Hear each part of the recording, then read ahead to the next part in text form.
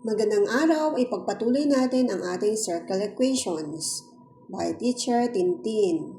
So ngayon, pagpatuloy natin ang pagbibigay ng halimbawa ng standard forms ng ating circle equations.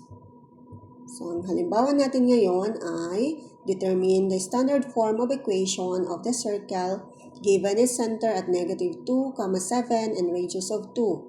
Draw its graph. This time, sa example natin, ang center natin ay hindi nasa 0, 0. Ito ay nasa -2 ng x-coordinates at +7 ng y-coordinates.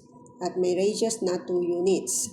So, ang center natin is -2 ang x and 7 ang y. Radius equals 2, kaya ang ating standard form ay x, quantity of x plus 2 squared plus quantity of y minus 7 squared equals 2 squared. So, to check, x plus 2 equals 0, kaya ang x natin ay -2. Then, ang y minus 7 equals 0, kaya ang y natin ay +7. So, ipa-plot naman natin ngayon ang ating circle na may center na -2, 7, and radius na 2.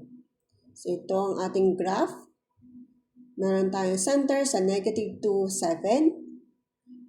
And then, may radius tayo na 2 units. So, magka-count tayo ng 2. And then, lalagyan natin yun ng point. Sa upward naman, meron tayong 2 units. Then, meron tayong 2 units sa kaliwa and another 2 units sa baba. So, ito na ang plot ng ating circle. See you next time!